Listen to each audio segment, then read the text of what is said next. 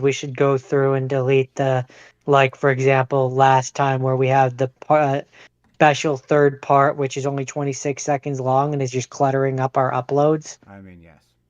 All the failed stuff. Open up this and this and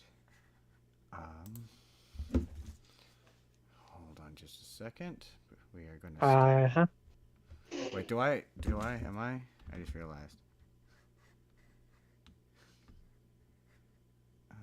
Where is my OBS? Oh no, we are open. That's okay. I'll just have to cut all this out. That's fine. I just want to. Wait, we're live? We are currently live, but that's okay.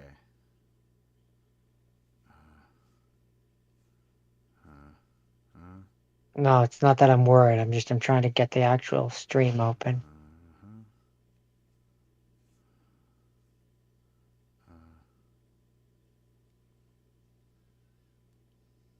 Okay.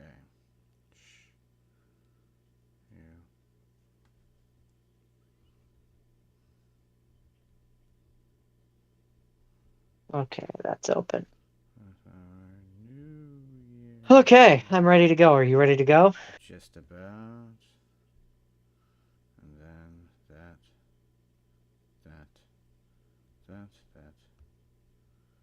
And then over to. It's very weird on my I'm talking to you camera situation here. The pillow is on the one side, but then when I look at it on the YouTube, it's on the opposite side. Fair enough. So I guess your camera's reversed for online. I guess, yeah. Okay. Hopefully, please let this go well. Okay, let's start this properly. Welcome to the New Year's special of the Spur of the Moment podcast. I am your host, as always, Justin Spurr. And joined with me currently and always is my co-host, the incomparable Jordan. What's up, Jordan? Howdy, howdy. Happy New Year's, everyone. So today we're going to be chatting. We're going to talk what scarce news items I could find because it's the holidays and nobody's making anything. They're all on break, except for us, apparently. And then New Year's book reports, including movies we've seen. I think last week I said it was your favorite movie of the year, but it's all nebulous. So it changed. So it's just movies we've seen, and then movies we did not see. And mine has a theme. Jordan says his does not have a theme, and we will get to that later. So to begin with, Jordan, we're gonna talk some what if, I think. And so to start with, I guess the writer, and I did notice this. You remember the episode, the what if Peggy Carter did second Captain America? Yes. Yeah. You know how Wasp was there, but they didn't really explain how she was there or why she was there. She was just there. Yeah. Apparently, one of the writers has come out and explained that. Hold on, I'm just gonna read it. Since Captain Carter, a woman, ended World War II, the feminist movement occurred immediately after the war that had a ripple effect across society. Since Peggy Carter wasn't around to found Shield, the responsibility fell to Hank and Janet and Bucky, which is why he's the Secretary of State. And then that's why she became. And I'm just kind of like, would have been nice if maybe you explained this in the show. I mean, yeah. It again. We've said this before. It's cursed by the runtime. Yeah, If it had a longer runtime, then they could have had like a very brief 15-minute monologue where the watcher goes on about exactly what you just read. A brief 15-minute monologue. You mean 15-second monologue? Whatever, however long it takes, kind of showing the ripple effect as the watcher is monologuing over top of it, saying because this happened and showing it, and it's like then this happened and then this happened. I say 15 minutes because we had discussed a 45-minute runtime. It needs to be 45 minutes long. It does. It needs to be at least 45 minutes long. Arete says, "Happy New Year's, fellas! Happy New Year! Happy New Year, sir!" A very merry 2024 to you. Indeed. And you, and you. And you, and you, and you. And to all of us, success and growth in the future. Fingers crossed. Fingers crossed. What if? What if? Yes. Um, what if is underserved by the fact that the episodes are too short. Like never any of those Marvel shows was like those episodes need to be longer, except for What If. It was like yeah, it does these stories a disservice, unless Yeah, it's going well, to be a tight one that doesn't require explanation. yeah, well, that's just it. It is because the idea is what if you need to allocate a certain amount of time to kind of like being like, this is what makes this universe different. And in some cases, it's going to be a small thing where you kind of have to go into the finer details of like, this moment is where we branch off. Or if it's like one where things are just like so different that you don't need, those ones you can kind of get away with then just showing how crazy it can be. Oh, Justin, I've lost your video. Have you? Did I lose you entirely? Right. I have on my side. Yeah, and on the stream you've minimized. Yeah. Oh, I don't know what's happening. What's There you are. happening? Now you're back. That's because I keep switching, so it's just you, and so when It's never changed things on my side for that before. weird. Anyway, so with that having been said, Already says I'll be in 2024 before you guys, so I'll let you guys know how it is. oh yeah, yeah, you could tell us about what it's like from the future. I always forget that. Come on, I that's always have fine. There we go. these like 7 o'clock and like I should message Jake and ask him a question. Then I go, oh yeah, no, he's in the future. He wouldn't appreciate that message. um, It's funny. but so that leads me into my Did you see the quote unquote first look of season 3 for What If? No, I don't think so. Oh, it's basically just a clip. It's the Winter Soldier and it's the Red Guardian, and they're in America for some reason. They don't the clip doesn't say what the deal is or what the what if is, and that kind of brings me to my larger point about the show of how the what ifs are bland and not very interesting. But Mostly, yeah, they are. I would agree. it's just them. They pull up and they're trying to get past a bunch of federal agents for some reason, and they're like Mm. sort of, but the federal agents kind of know, they already know who they are, and then it leads to this big chase scene where they're like shooting at each other from cars and stuff, and it's really kind of dull and not very interesting looking. And it's just like they didn't even say what the what if is, which just it kind of shows how like needlessly generic these what if scenarios are. Yeah, it just feels. I mean, to a degree that but it just feels like they're just recycled scripts, and Yes. for some of them, Yeah, absolutely. Yeah. um, not necessarily all of them, but uh, I mean, overall though, I didn't dislike season two. It was fine. I've already It seen just, some Captain Carter. Remember how I said if you don't like Captain Carter? Yeah, I've seen some Captain Carter hate popping up. I mean, she does get a little bit. I get it, like you're good, but like. I, My thing She is because shouldn't be. She shouldn't be able. Canonically, she shouldn't be able to use the Infinity Stones without burning up. right. Not without the god. Like when she used it with the suit or whatever. Yeah, okay. They created a special suit that could harness the power. Whatever. That's fine. But like when she grabs it with her bare hands, no, you can't. My That was the entire point. my Or else in Endgame, Captain America would have just used them. my thing If with Hulk couldn't do it without burning out his arm, no, she can't do it. my thing with her is because the show doesn't have the real estate to develop her into an actual character. She just kind of instantly, so like in her one episode, she instantly figures out that Hydra Stomper is Steve. There's no like, unlike the original movie where there's like a mystery of who the Winter Soldier is. There's no time for that, so just instantly he's on the first, like they try to do the opening sequence of Winter Soldier, and it's just like, oh, he's just on the ship because there's no time. And she's like, or when she goes to the other world and Ultra or the Watcher goes to explain to her what the deal is, she's like, no, I already know. There's no need to explain anything. We don't have time for that. And it's just a lot of that with that character, which leads to stupid people being like, she's overpowered and she's blah blah. But it's just narratively, No, it's just the show doesn't have the it's just time. and yeah, it to me it's not. I don't blame the character or the voice actress who's playing her. I just think it's lazy writing because it's lazy writing. It is because by because they design. don't have the time, as you said, they don't have the time to get into the nitty ditty whatever they would No, normally do. And it's like, okay, if you want to make a don't like. It's weird how in the back half of the season this became the Peggy Carter show or the Captain Carter show, where it's like, okay, if you want to do a Captain Carter travels the multiverse and saves universes show, which maybe this is a backdoor pilot for, I don't know. Then do that, but don't co-opt the what if show into that. But also like Yeah, do I would agree. interesting ideas. Like I like the 1606, 1601 or whatever episode because at least in my opinion, it's the best episode of the show because at least they like put forth the effort to do something creative with the characters for once. Yeah, Where it's yeah. like, oh yeah, Like it's there's so many different ways, there's different things. And I mean part of the issue is like I'm sure there's for some of the ideas they would like to do, I'm sure there's like licensing area issues or whatever where like for example, I'm sure they would love to do what if Venom was in the Spider-Man No Way Home and fought against Spider-Man and like the symbiote and like dive into really weird offset stories about that, but Sony makes things hard to work with Spider-Man, for example, I'm sure. probably yeah.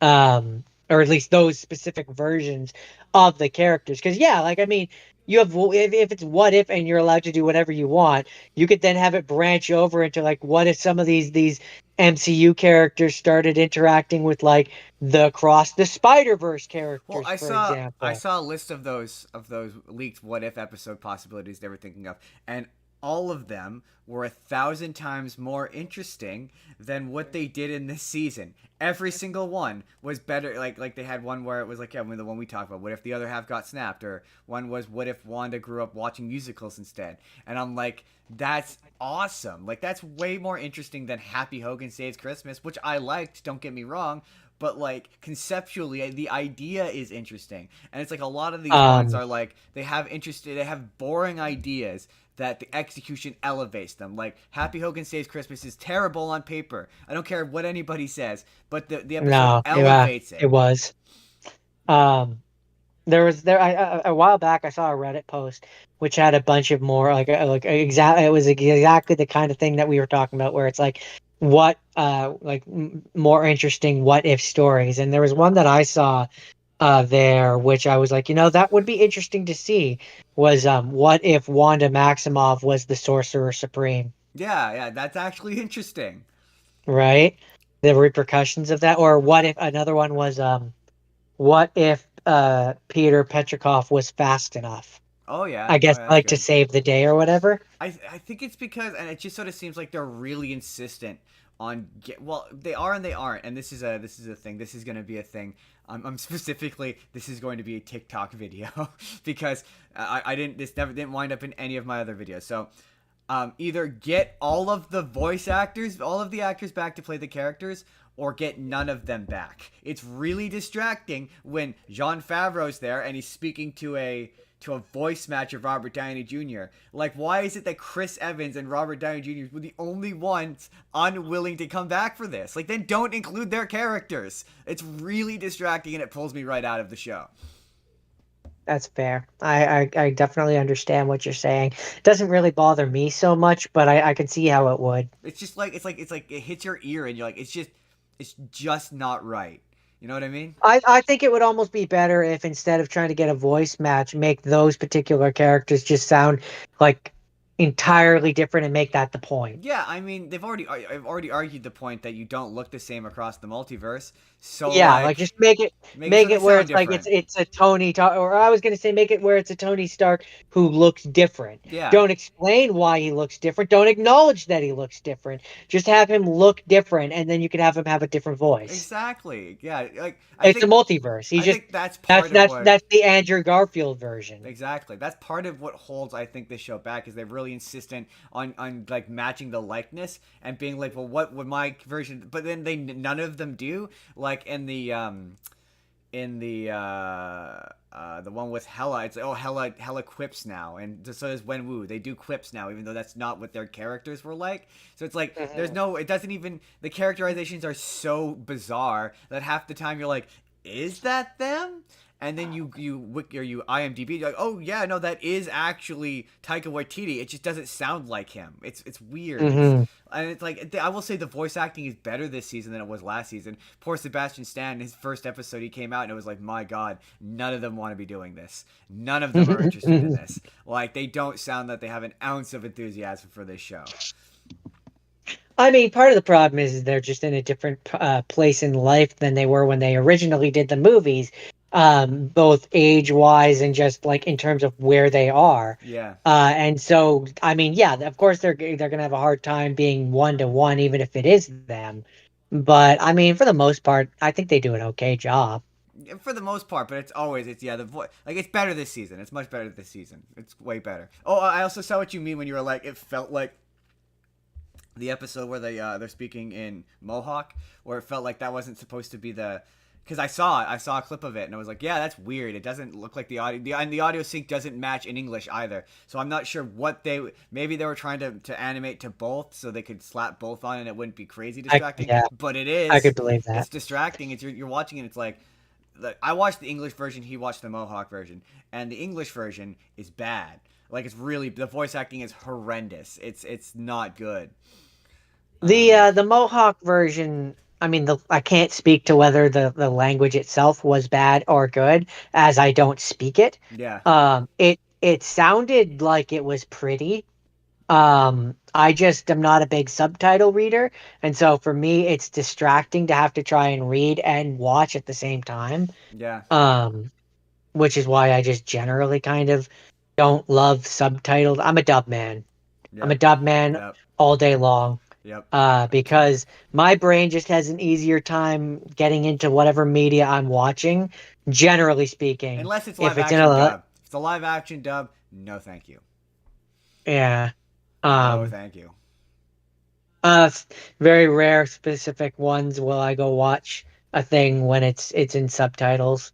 Godzilla minus one was one of them, and it was a Yeah, fantastic movie, yeah. which should speak to the quality of that movie for those who haven't watched it. Yeah, exactly. Yeah.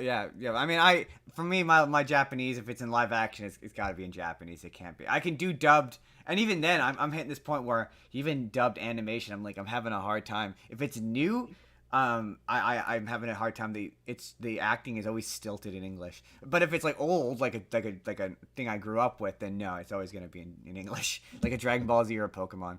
So okay, moving on. Apparently there was and I didn't know about this, but apparently there was gonna be GTA 5 story DLC at one point, and Really?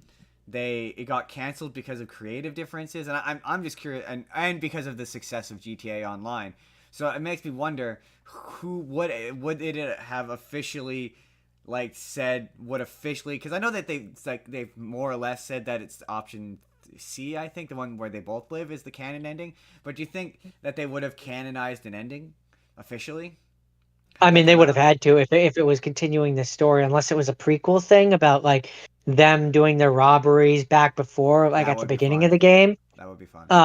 That's the only way that you couldn't have it be a sequel in my mind. Yeah. Unless they do like a Liberty Cities, like it's a different character you're playing as and it's taking place at the same time as the main story. Like you're playing as Lamar, for example, Oh yeah, Franklin's yeah, yeah, friend. yeah, yeah, yeah. Like it's like the yeah, like they did with GTA Like the 4. Fat Tony. Yeah, like the Yeah, Fat Tony Liberty City one. yeah, or the one where you're the where you're like the bike gang or whatever. Yeah, the bike Yeah, gang yeah, dude as well. Yeah, yeah, yeah. yeah, yeah, And it's like it's a story which is taking place at the same time as the main story. yeah. That then maybe you could, but otherwise, to me, if you're gonna bring back one of the original characters to be the one that you play as, it has to take place after, You would or else think, it kind right? of just doesn't make sense to me. Right. I was I mean I it's funny because I think we talked about the interview or this interview they did where I swear I've never been able to re-find it, but I swear I saw it where they talked about how they did stuff for number 6, and no, well, there was one I saw where they were like they said that the canon ending is the one where Trevor dies, and I'm like I'm wondering if that's because their characters are coming back and Trevor's is not because he hates GTA 5. So um I personally I mean I picked the ending obviously where all three of them live, but in my brain Trevor can't go on because he just what do you do with Oh, that he's character? insane. Yeah, you have Like, to. what do you do with them? Yeah, exactly. I mean, although it would be fun to have the next one have a Trevor variant. I think you kind of always need a Trevor in there somewhere. Someone to sow a little chaos. I think the girl is gonna be that position I don't know. I based on don't the know. trailers. I'm excited for GTA 6 though. It's one of those like Oh, I'm glad I have a definitely. PS5 to play this. Right? Definitely looking forward to that. um, When did that come out? oh, I don't know. This is 2025, I think. Like 20. Okay, okay. Still a while off then. Yeah, still a while. So, Jordan, I'm sure you're wondering because Daisy Ridley is set to come back to Star Wars. It's Star Wars news time, Jordan. I'm sure you're wondering because Daisy Ridley's coming back is and also uh, Finn, whose actual name is completely escaping me at the moment. He's also apparently coming back. But are you probably wondering, Jordan, is Kylo Ren coming back? Doesn't he die at the end of the last That's what one? you're probably wondering. Are they going to find a way to bring him back? And Adam Driver, is he going to come back? He is, isn't he? He's not. No, he shot that down. He's not coming back. Okay, so he died. Yeah, I know he died. He's not. I didn't actually read the article. I just read the headline. But apparently, yeah, he's not. He doesn't have an interest in coming back because those movies suck. Yeah, I don't Um, mind Ray and Finn, apparently um, he's per se, per se. Now, apparently per se. he's talked about what the original intent for that character was going to be. Apparently, he was going to mirror Darth Vader. So instead of becoming good at the end, he was supposed to become major evil, and then he would die at the end of it. Who, Finn? No, Kylo Ren. Oh, oh, okay. Which So I mean, he would have just become Darth Sidious. or something, yeah. Which kind of makes sense because his arc otherwise doesn't make any sense because he's like, I want to be big time emperor, and then he gets to the third where he's like, no, I don't. I don't actually want to be big time emperor. I want to do a big twist where I turn into a good guy, but it's not really a twist.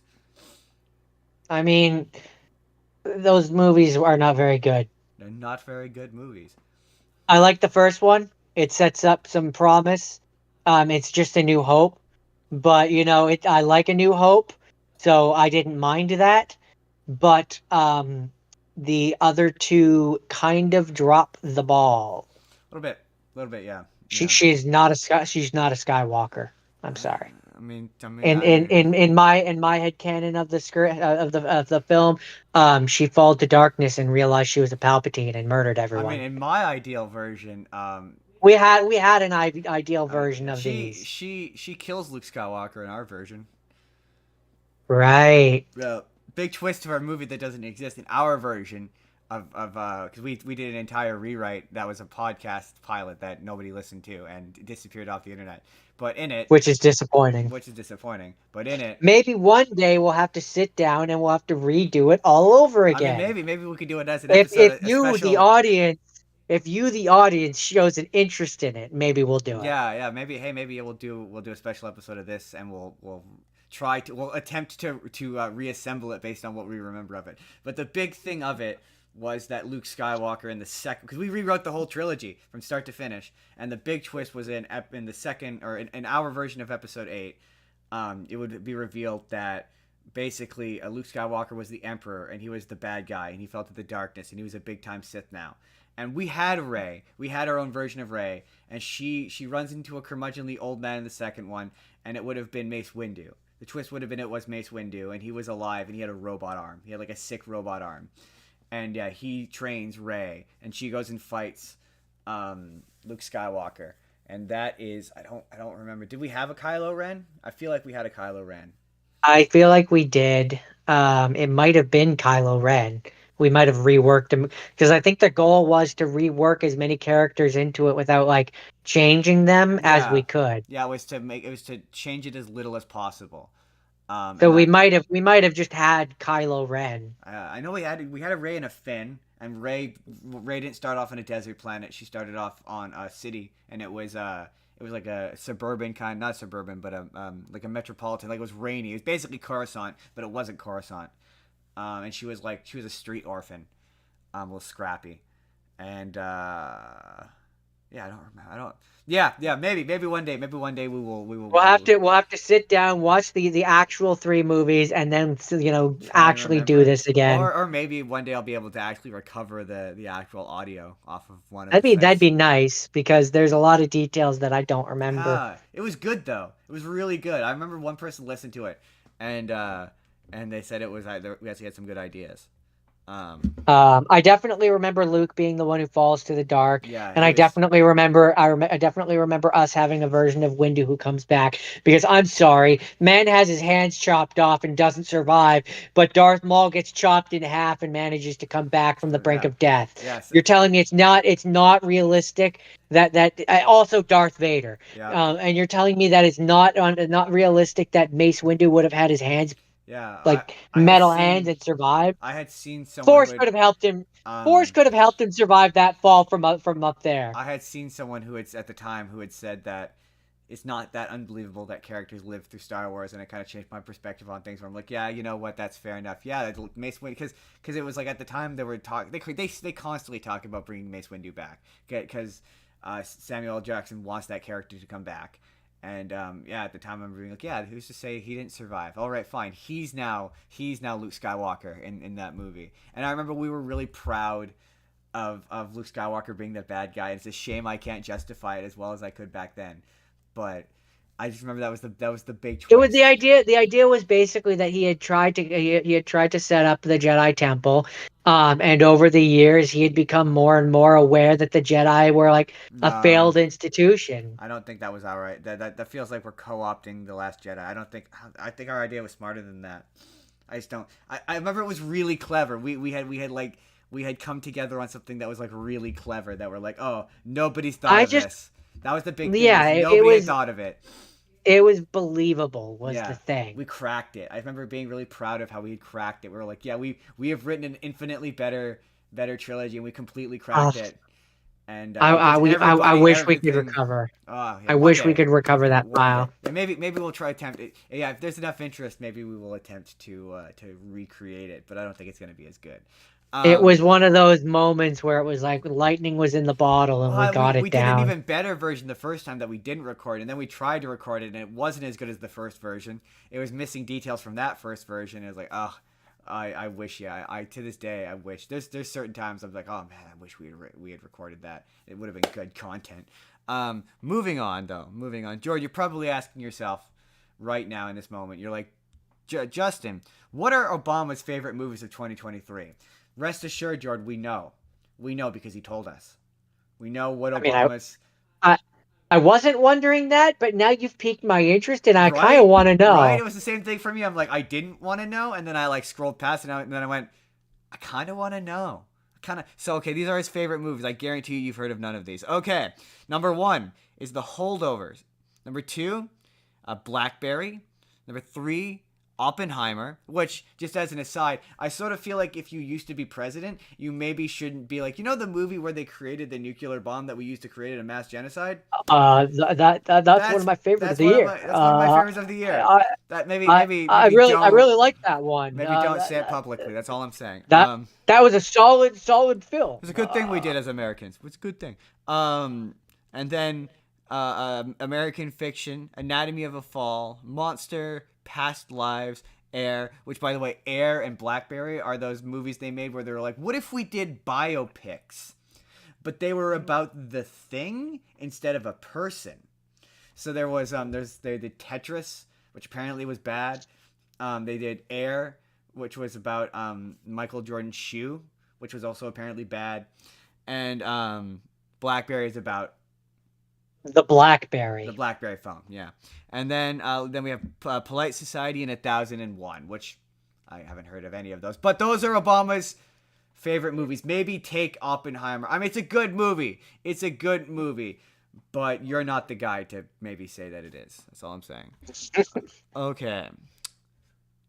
Yeah, we don't have a lot of news. I mean, at least it wasn't the current president who said that. I mean, yeah, yeah. It probably is one of his favorite movies, though. We are not getting into that. Anyway, apparently, I thought this was funny, because of which one it is. But apparently, the writer who wrote Batman Returns says that he thinks that Batman '89, the Batman movie that came before it, sucks.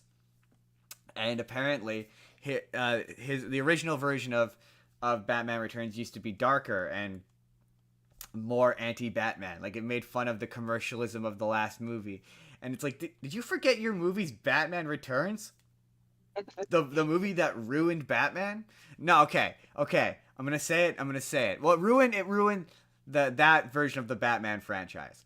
Chris Nolan ultimately would ruin Batman. But that movie ruins Batman because they made it so weird and so disgusting and gross and awful that they couldn't sell toys for it. They canceled a whole toy run because that movie, kids were scared of that movie, and that led to Batman and Robin and Batman Forever, which just about killed the Batman franchise until Batman Begins saved it. But so that movie killed the Batman franchise with how terrible it is. I remember as a kid, I fucking hated that movie.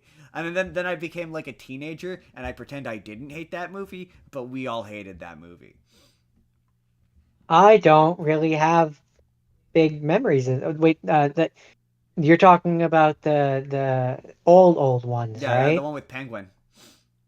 Yeah, no, not a lot of memory. Maybe I'll have to go back and rewatch those ones. Oh, not a bad idea. Cause we watched them. I remember I watched them anyway. I had family. um, I remember having the Sega Genesis game. I remember we how to do this. We know people who had it on VHS. Um, Mm, hmm and I remember it was hmm on their shelf, and it was just the floating heads of Batman, Catwoman, and Penguin, and it was terrifying and awful and upsetting. And Penguin in that movie is awful. He still upsets me. He's the reason why I tried for TikTok. I was gonna do a TikTok series about Batman movies that I still might do. Um, and I couldn't. I started to watch the Tim Burton Batman movie, and I just started to remember how I was gonna have to watch Batman Returns for it, and I instantly canceled it. Like, I hate that movie. It's so unpleasant. It's everything I hate about the Chris Nolan stuff. It's just, it's just dark and gross. And it's like, yeah, Batman can be dark and gross, but there's also levity. Like, it's not just dark and gross. There's a good, like, obviously the best version of Batman is the animated series Batman. We all agree on that. But Yes, yes, we do. that show found that balance of being dark and kind of upsetting, but also there's levity in it, not just from the Joker, Yeah, but from other characters as well, right?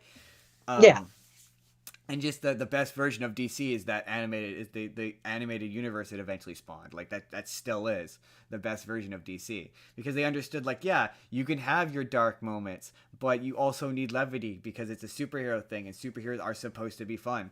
Like, it's not supposed to be some deep deconstruction of the blah. That's why I hate Zack Snyder. Um Not supposed to be pompous. no, exactly. It's just ugh. Um, I think with that, I think that's the last of the news I have. I did not have much news. That is. All right. So with that, I think it's time we move on.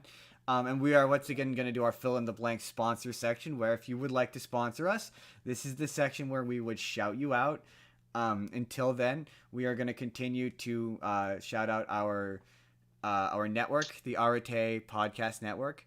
And we're going to point you to the direction of aratemedia.org, where you can check out all sorts of podcasts on all sorts of stuff. There's a wrestling podcast, musical podcast. I'm getting better at this every week. Um, there's all sorts of podcasts. And also, if you want to start a podcast, they are very helpful. They got all sorts of resources and information. And if not for them, we wouldn't be here today. So we once again thank our fellow sister and brother shows, podcasts, and the network itself, aratemedia.org. Yeah, the commercial gets better every week. With that, we're gonna move on to book reports, Jordan. I'm gonna want to once again present you the option of fiddling with the format if you'd like. So for book reports, we've got two choices. We've got the one you've seen or ones. Maybe some of us picked more than one.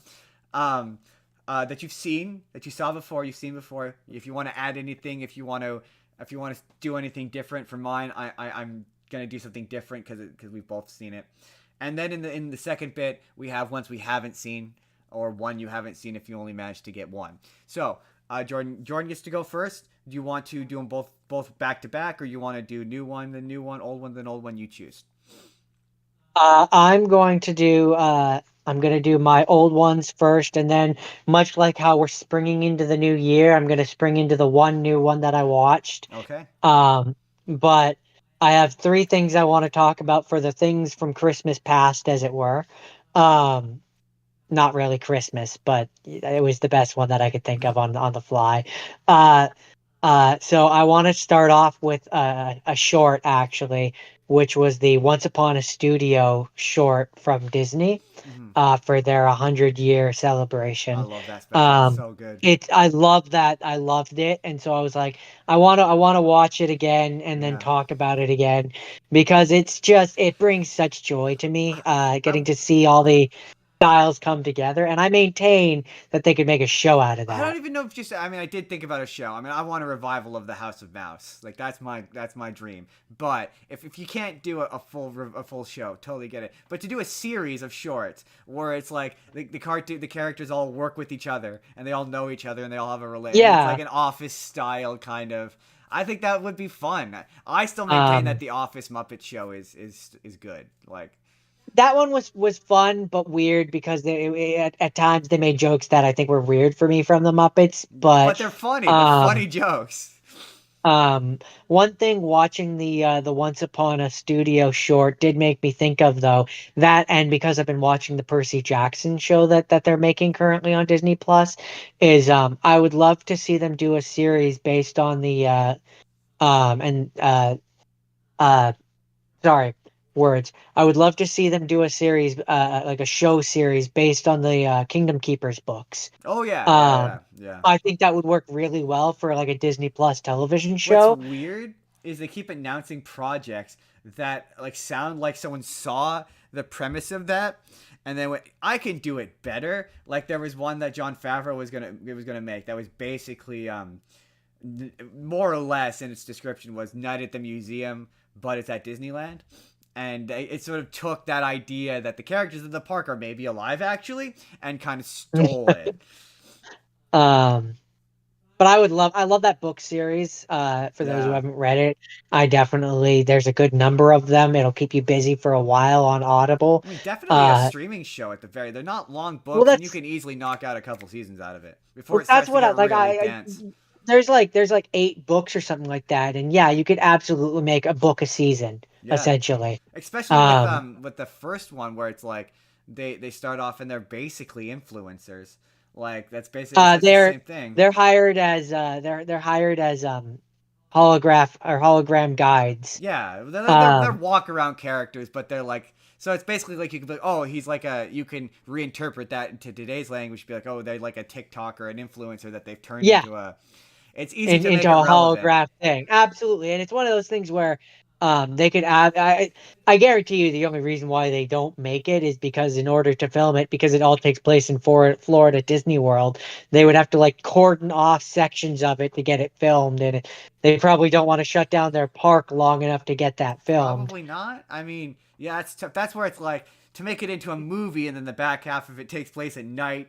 Then yeah, it's a bit tough. But I don't know. They've used Disneyland to film all kinds of stuff during the day, so it's not.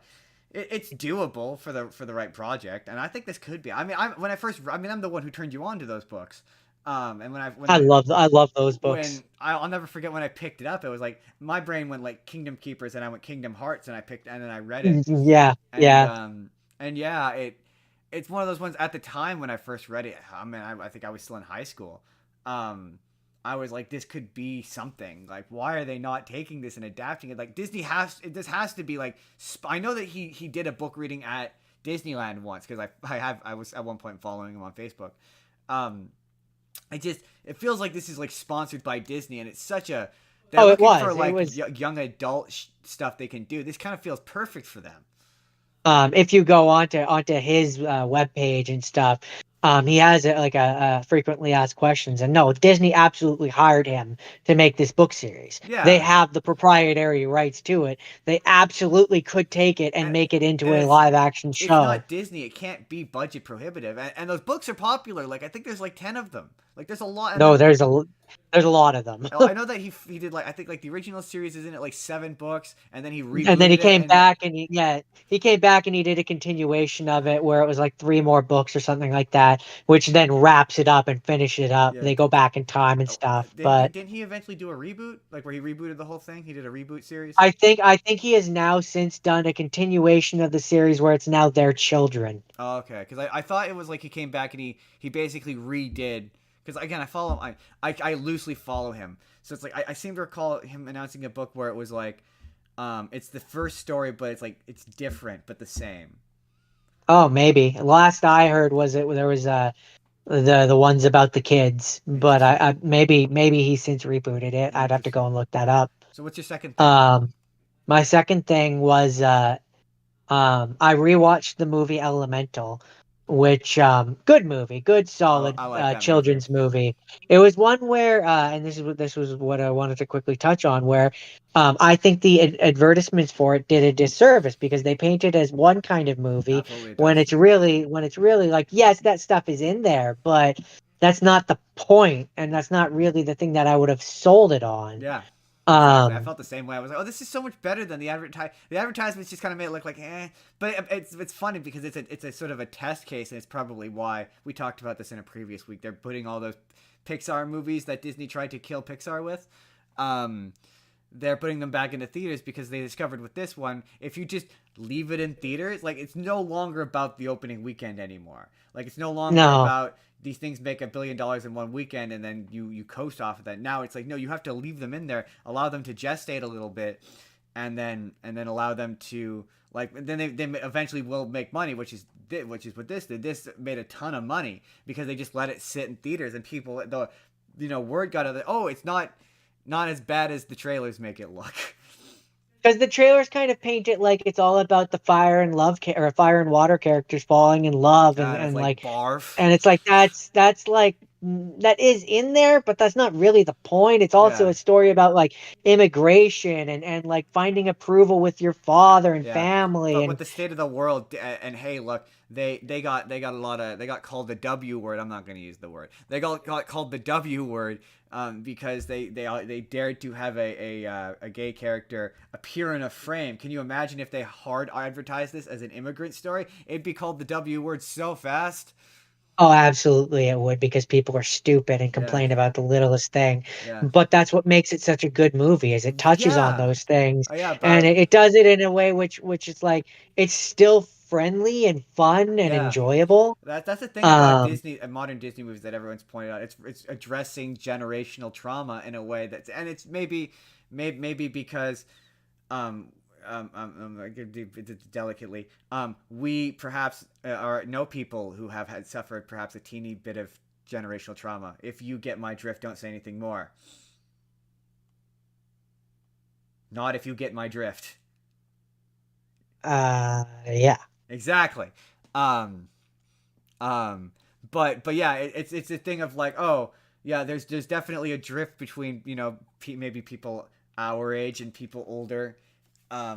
And yeah, a lot of modern Disney Pixar movies are about it's not about fighting a big bad guy anymore. Like we're not really doing that anymore. Now it's more about we're fighting the emotions and problems within ourselves, and I think it makes these movies more interesting. Like when I watched Turning Red, I was very much like, yeah, I do not relate to this story because it's not made for me. But I appreciated it as something that is relatable, and I did end up finding an element of relatability in it. And I think that's what makes these modern Disney movies are way more interesting and thought provoking. Yeah, a lot of them definitely are. Like uh uh Inside Out, I'm excited to see the second one where they introduce anxiety. Being a person who has anxiety, Yeah, I yeah. will it will be interesting to see how they represent that on the screen, for My example. favorite representation of anxiety is always going to be, and I know people hate this show, but it's always going to be in Big Mouth with the Yeah, with don't like the that show. but the anxiety fly is just such the most accurate representation of an emotion I've ever seen, where it's just like this annoying little like creature that you like have to swipe away all the time. It's like, yeah, that's pretty much what it's like. It's just like, go wait. But no, I mean the funny thing about Inside Out 2 for me is how nobody can pronounce ennui. Um, on on the Wii. ennui. Just the sheer amount of people who are trying to read the character names and they just cannot pronounce ennui. It makes me laugh every time. It was like, yeah, I get it. It's not an easy word to pronounce if you don't speak French. The only reason why we can fake a suitable French accent. It's like when I made my Always. I made a video about the Hunchback of Notre Dame. And it was like, oh yeah, I'm Canadian, so we grow up with French, so we can at least at least kind of mimic a French accent a little bit, and like sort of recognize French pronunciation at least like a little bit. Yeah, it's French Canadian, bastardization of French, but it's still French. It's still French. Close enough. It's close enough. Close enough. So it's like, yeah, oh yeah. So It's so the cousin to French. there's an outtake of me doing that video where I'm like the Hunchback of Notre Dame, and I'm like I heard myself say it, and I was like, oh, that's wrong. That's wrong, and this is the internet. I can't, and then I refilmed it when I said Notre Dame. Notre Dame. Because it's like I can't say Notre Dame, even though that's what I called it my entire childhood. It's the Hunchback of Notre Dame. Notre Dame. Notre Dame. Yeah, And it's funny because it's like I've heard this song so many times that I don't have an excuse for mispronouncing it, but I do because I don't know, because it's funny. Like I speak English. We're English speakers. We butcher the French language. It's what we do. Um, but yeah, I you're like that not movie. wrong. But my thing is, it's funny because I've seen a lot of like, oh, why are Disney movies failing in the cinema? And it's like because it's just it was so much more enjoyable. You're right. Where it's like I could see myself in the theater looking at you agitated, and it's just much more enjoyable to just watch it on streaming, which is probably why movie theaters aren't doing so hot right now. Well, yeah, I mean, especially for children's movies in particular. Like, if it's an adult movie, I'm far more inclined to go and watch it because I can actually watch the movie without having to listen to a screaming child. Yeah. But with a kids movie, it's just the joy of watching it on the big screen is tainted by the families that have no etiquette anymore No. Yeah. because streaming has killed theater etiquette Yeah. for kids movies, Yeah. Absolutely. specifically for kids and family movies. And I would say probably also horror movies that teenagers want to sneak into because they also ruin Yeah, but movies. that's always been like that. So I I always know, had but a it's great so much worse now though. it's just as I've gotten older, I have less patience for it Yeah, but because it's like, yeah, I don't like the material enough to want to put up with it. I have to hear like phenomenal, and typically the stuff that's phenomenal in the animation space isn't going to theaters. It's going to streaming anyway. Like to me, I think maybe I don't know, my favorite animated movie of the year. I don't know. I really like Mario, but in terms of like quality, like that actually had a bit more depth to it. I really like Leo, and that was on Netflix. Um, like I I don't like think I Mario, watched but it's that about one. as shallow as a puddle. I mean, in terms of depth, I think I'm struggling to think of all the animated ones I watched this year. Mario, I know. But of the ones I remember, I would probably go with the one I've been talking about here, Oh Elemental. yeah, Elemental was Uh, quite good. Yeah, that's it had true. some depth to it. The animation was very pretty. The different element types, the fires, the Yeah. like. I like the animation style. Anything that can make you Um, sympathize, like I know it's like, oh, someone would argue that the message is very basic. It's a very basic message about immigration and prejudice and all this stuff. sure, And but it's a kids slash family um, movie, so it it, has to. it said It's the same. basic to People said the same thing about Zootopia, and ultimately, you're right.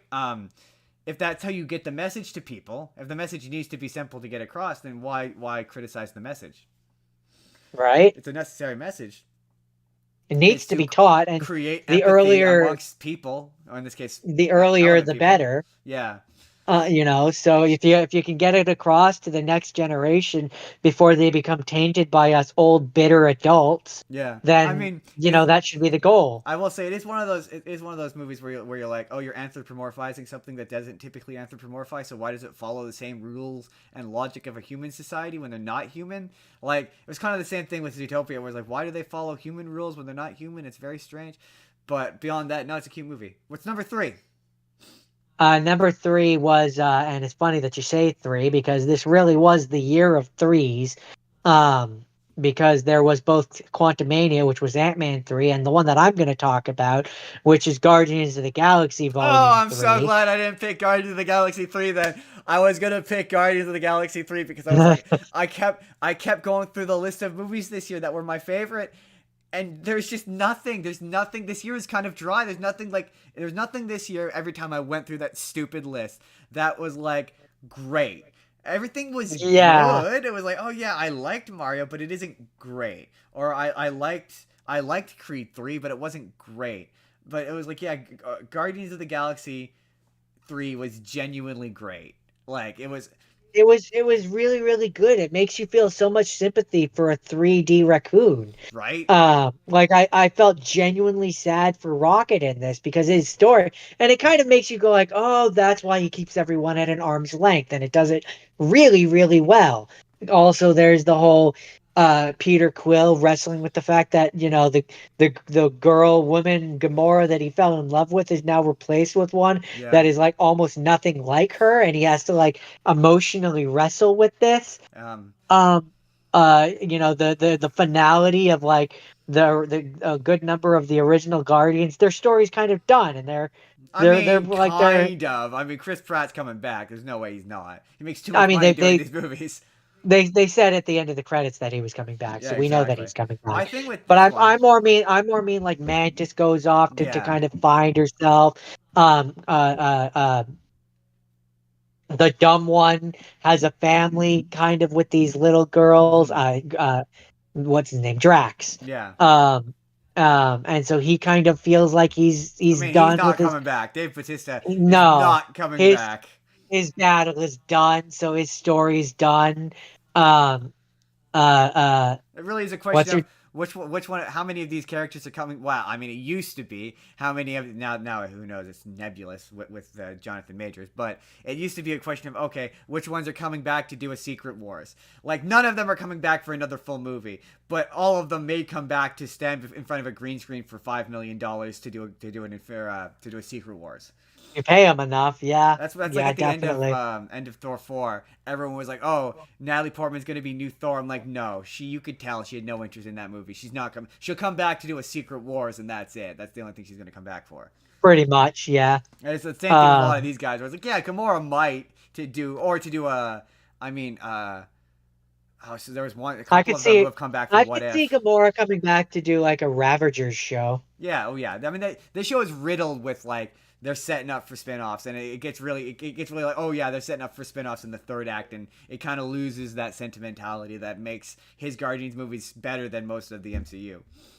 The one thing I will say about this movie, and this was the same in the Christmas special because I think that's where he first showed up. I don't like how Groot looks.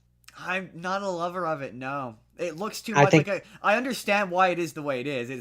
I It's get it. it's to make designing a costume for the theme parks easier. Like that's why it is Absolutely. the way it is. But Absolutely. it looks like a guy in a suit in a bad way. Yeah. Like not in Cheap. a good cheap, yeah, like a cheap Halloween costume. Not I just don't like the design, and I Um, also don't like Mega Super Groot at the end either. I don't like. um, that being said, I do think that the actor who plays the evolutionary, the high evolutionary, That was he funny. does a fantastic It's job. funny because you think after the Jonathan Major stuff came out, there's someone at Marvel going, "Do you think we could find a way to bring him back?" He lived some. No, he does live. He does live at the end, doesn't he? He doesn't die. I believe he dies. No, I think there's a deleted scene where you see someone taking him off in handcuffs. But the thing is that's a deleted scene. Ah, it's Marvel. There's no such You thing. you you Deleted have to scenes. no, but Deleted until scenes still until happen. until he actually comes back, no, But yeah, that's not there's a room where they're discussing ways to bring him back. There's no way they're not.